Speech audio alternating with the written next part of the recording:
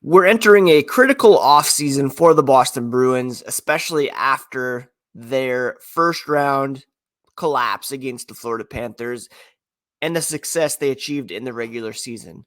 What's at stake for the Bruins in free agency, even in the draft? Well, let's get into it on today's episode of Locked On Boston Bruins. You're Locked On Bruins, your daily podcast on the Boston Bruins.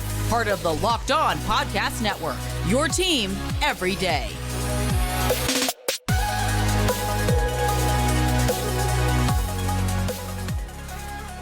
What is up, Bruins fans, and welcome back to the Locked On Boston Bruins podcast. I'm your host, Ian McLaren, and this is a daily show where we discuss all things Spoked B.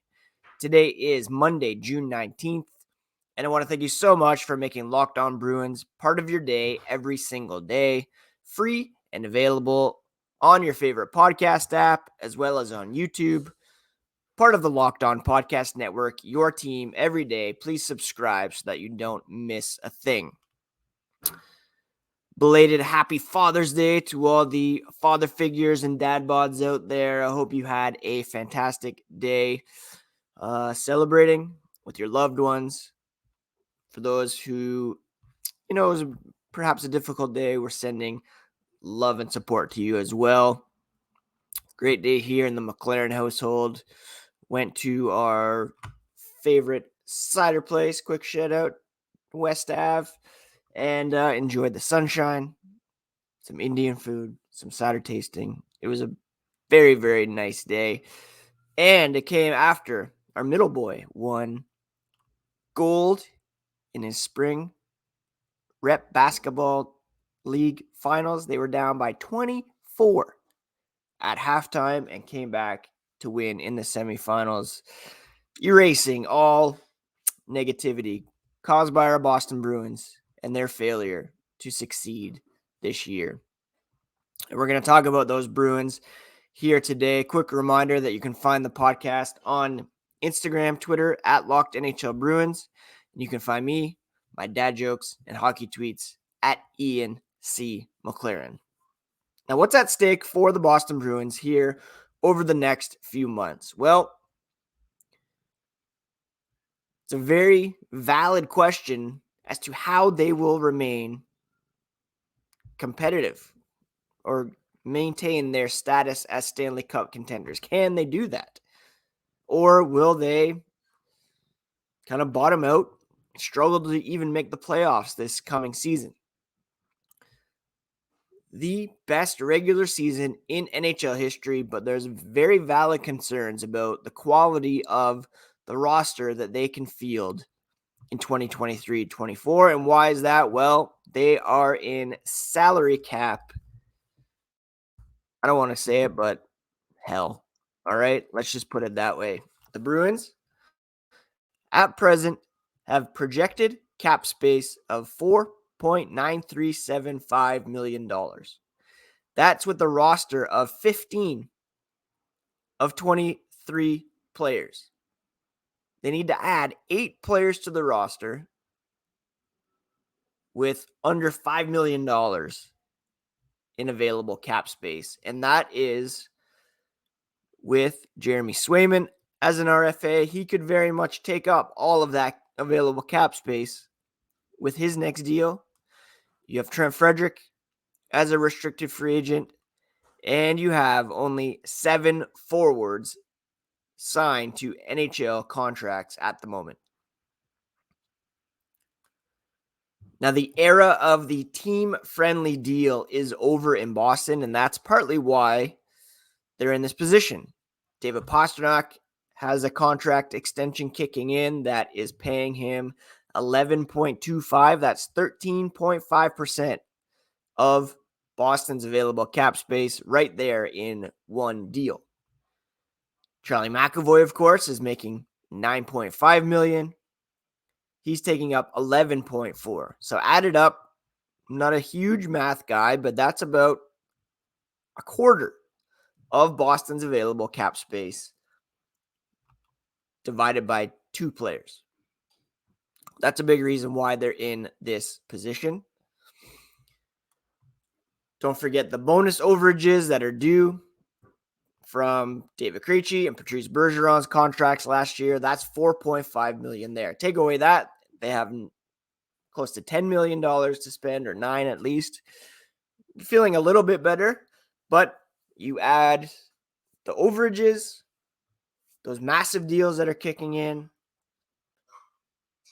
the number of free agents that they have, a couple of prominent restricted free agents that they need to sign, and you're going to have some cap casualties. And you look immediately to Taylor Hall, who is 31, making $6 million over the next 2 seasons. Charlie Coyle, 31, $5.25 million over the next 3 seasons.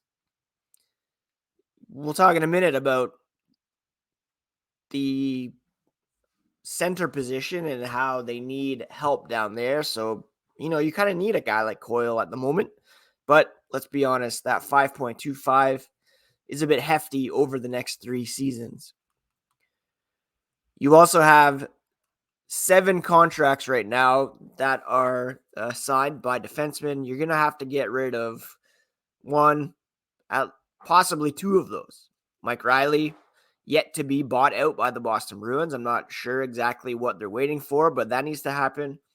Mitchell Miller needs to happen, but when you buy him out, it'll be $215,000 against the cap. And then there's questions about whether Derek Forbort will be back, Matt Grzelcyk, perhaps even Brandon Carlo. You have to think Lindholm and McAvoy are rather safe. And then again, in net, Linus Ullmark making $5 million for the next 2 seasons. Jeremy Swayman due a big raise. Can they afford to keep both of those guys? That's kind of the cap situation in a nutshell. You have a bunch of free agents, including Patrice Bergeron and David Krejci. They want to bring Tyler Bertuzzi back. Nick Foligno wants to come back. Garnet Hathaway fit in pretty well. Thomas Nosek likely gone, as is Connor Clifton, Dmitry Orlov. Put it all together, and yeah, it's definitely not going to be the same caliber of roster that we're used to. Don Sweeney, Cam Neely did a lot of heavy lifting to put together the best possible team for this past season. It didn't go their way by any stretch of the imagination, and now there are very real salary cap concerns they have to contend with. And a big question is, who is going to play down the middle? And we'll talk about this here in a moment. But first, a quick word about today's sponsor, our friends over at eBay Motors. Now, to get the right fit, you need to check out eBay Motors. They have all the parts that you need for your vehicle. In fact, they have over 122 million parts to choose from. And with their guaranteed fit, you can be sure every part you need fits just right the first time around. All you need to do is add your ride to My Garage, look for the green check to know the part will fit, or your money back. It's easy to bring home a win when the right parts are guaranteed. You can get the right parts, the right fit, at the right prices on ebaymotors.com. The eBay guaranteed fit does apply only to U.S. customers and to eligible items, so exclusions do apply, but just check out ebaymotors.com. Look at the wide array of parts that they have available and find the right fit for your vehicle today. Thank you so much once again for making Locked On Boston Bruins part of your day every single day. The podcast is free and available on your favorite podcast app. Please do subscribe, and everydayers can expect continued coverage of the Boston Bruins season, off-season, and a look ahead to the draft, free agency, etc. And when we're talking about what's at stake for the Boston Bruins in free agency, to a lesser extent the draft, filling the center position is massive for them. Right now they have Pavel Zacha, Charlie Coyle signed down the middle and penciled in as their number 1 and number 2 centers. We saw Charlie Coyle and Brad Marchand have some success together early in the series against the Panthers, so much so that Jim Montgomery kept them together even when Patrice Bergeron was healthy enough to play. Looking back, that was a bit of a mistake, but it shows the potential that's there with that pairing, along with Jake DeBrusk on the right side. And then you have Pavel Zacha and David Pastrnak, who had some chemistry. Put Taylor Hall on there. You know, you have the makings of a decent top 6. Some injury concerns with Hall. You know, it's not as good as it looked last season when you had a third line of Hall, Coyle, and Bertuzzi potentially. If Bergeron comes back, then obviously you bump Coyle back down to the third line where he's probably best suited. Play him with Trent Frederic and somebody else. And then Zacha still on that second line. If both Bergeron and Krejci come back, then you're in a pretty good position for one more season at least. Although you're probably pushing that bonus overage calamity down another year where things are a bit more palpable. They have only $58 million committed in cap for 2024-25 at the moment. That's with Matt Grzelcyk, Derek Forbort, Mike Riley, Jakub Zboril, Jake DeBrusk, and AJ Greer set to become unrestricted free agents next summer. So those centers of attention remain key. And it's my belief that Bergeron will come back for one more season. I'm not as convinced about David Krejci. And that raises the question of who comes up to play fourth line center and perhaps even third line center if neither of those two guys come back. Trent Frederic has some versatility. He displayed an acumen for playing that center position. So perhaps he's penciled in as the third line center. And then you have a guy like John Beecher, perhaps Georgi Merkulov coming up and playing center on the fourth line. Maybe even Shane Bowers gets a look as well. But obviously that's a critical position. And if the Bruins are without both Krejci and Bergeron, then obviously they're going to take steps backwards. It's just the reality of losing two centers who have locked down that position as good as anybody could have expected for the past 10, 15 years. It'll be the end of an era. It'll be the passing of a baton, whatever you want to say to explain it. But it would be a huge loss to not have both of those guys. And again, I hope Bergeron's back. If you sign him, say $2.5 million, that combined with the bonus overages, you can pretend like it's $7 million being paid to Bergeron this season against the cap.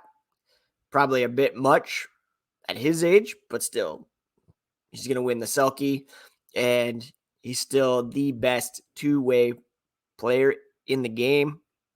So, not really that outside the realm of what he should be making. If he and Krejci come back, then just add it even more.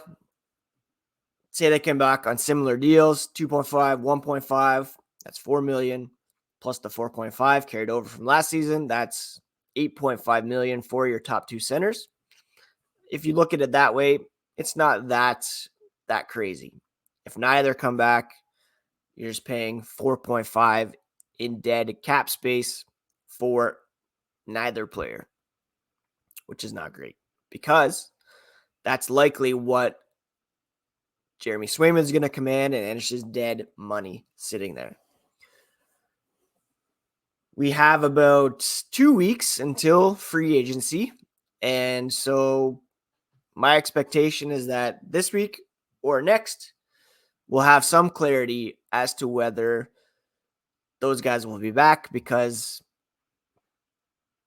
the expectation is that they will make their intentions known before free agency so that general manager Don Sweeney knows what he might be able to do or what he needs to fill via free agency. And we'll talk about, again, what's at stake for the Boston Bruins, namely, can they remain competitive here after this next break? All right, so the Bruins, best regular season team in NHL history. The worst possible scenario for next season is that they follow that up by not making the playoffs. They need to remain competitive, and they should be competitive with David Pastrnak, Charlie McAvoy in the primes of their careers. Even if you lose Krejci, even if you lose Bergeron, they should still have enough to push for a playoff spot. And it could be challenging, The Buffalo Sabres are going to be better. The Ottawa Senators, under new ownership, will likely look for a playoff push in their first season. Montreal, Detroit, depends on what they do. Detroit, rumored to be in on Alex DeBrincat, so that would perhaps push the Senators down a bit, but make Detroit a bit better, depending on the return. Over in the Metro, I don't know if any teams are going to make a push there. Perhaps the Islanders will be a bit better. The Penguins with Kyle Dubas. So it's not going to be very easy to make the playoffs next season in the Eastern Conference. The Bruins can't take that for granted. You can't say that just because they had this epic regular season that they're safe by any measure, because they're going to be losing a bunch of players. They're going to be relying on some rookies or guys on entry-level deals like your Beechers, perhaps Merkulov, perhaps Mark McLaughlin, Oscar Steen, Jacob Lauko, likely as well. He's a restricted free agent. I forgot to mention him off the top. That's another contract you have to sign, probably around $1 million, but every dollar counts. Maybe give Fabian Lysell a shot earlier than you want to. $863,000 cap hit, his entry-level deal. I mean, they're going to have to really get creative and rely on some guys, try to find some value deals in order to remain competitive, and perhaps even trade some of these guys that they've come to rely on, like Taylor Hall, like Matt Grzelcyk, maybe Derek Forbort, maybe even Linus Ullmark. And the more I think about it, the more I am unopposed to that, or willing to open that door at least to see what the return would be, and to rely on Jeremy Swayman plus a cheaper veteran in free agency. We're going to talk about free agent options at every position here. Maybe beginning tomorrow, we'll look at the goaltending situation and see what the Bruins might be able to do if they decide to trade Ullmark and bring a veteran in to play with Jeremy Swayman, because there are some options out there. And we saw how good they were this past season. There's every reason to believe that, not that they can replicate that success with another goalie, but that they can still be a strong duo with Swayman and somebody else. Ullmark played well above his career averages, due for some regression, and you don't want to be paying him $5 million against the cap while absorbing that regression at the same time. All that to say, there's a lot at stake for the Bruins, and not to mention trying to get back into one of the first 2 rounds of the draft. At this point, they aren't selecting until round 3, and that will be later in round 3, obviously. No first round pick, no second-round pick, no fifth-round pick. They do have 2 sevenths, but what are you going to get out of that? They can't expect to take much home from this selection process at the moment. So if they can make a deal before the draft, which is next Thursday, or next Wednesday, next Thursday, then, you can start to piece together that prospect pipeline and make it a bit deeper as well. So that's a quick summary of what's at stake for the Bruins in free agency and the draft. Hopefully retaining at least one of their top 2 centers, alleviating some cap concerns while still putting together the best possible team.